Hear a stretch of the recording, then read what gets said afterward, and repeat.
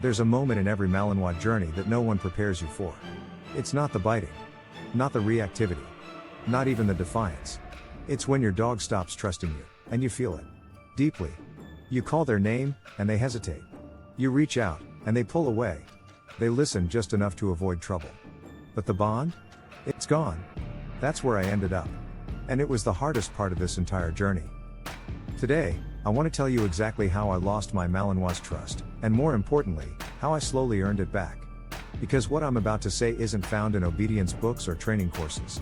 This is what happens when you look your dog in the eyes and realize you've become someone they no longer want to follow. Bullseye emoji. Subscribe to the Pet Perspective if you want the raw, honest truth about raising a high-drive working dog, without the filters, the fluff, or the fake highlight reels. Let me take you back to when it started to fall apart. My dog knew the drills. He could sit, down, heel, place. He was sharp, responsive, controlled. But one day, he started avoiding me after training. Subtle things. Delayed responses. Stiff body language. Less eye contact. And then it got worse. I corrected him during a walk for ignoring a recall. Nothing extreme, but I was sharp, impatient, and frustrated. And that night, when I opened his crate, he didn't rush out like usual.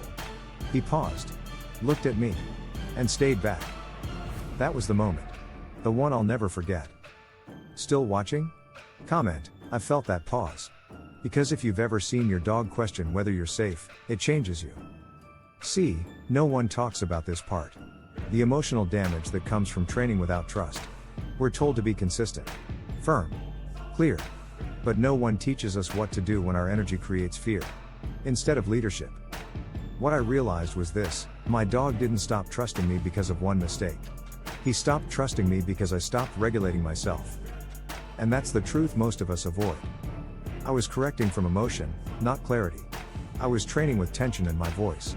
I was frustrated when things didn't go right, and he felt it. Malinois don't just hear what you say.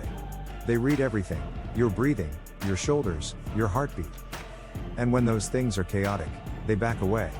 Not out of rebellion. Out of self-protection. Push pin emoji. Hit like if you've ever wondered why your dog seems more distant lately, even though the training is on track. So, how did I get the trust back? Not quickly. Not easily. And not with food, drills, or praise. I rebuilt it the way you rebuild trust with a person you've hurt. Slowly. With presence. With patience. With consistency they can feel, not just see. I started by removing pressure. No commands unless I could say them with calm. No corrections unless I was emotionally grounded.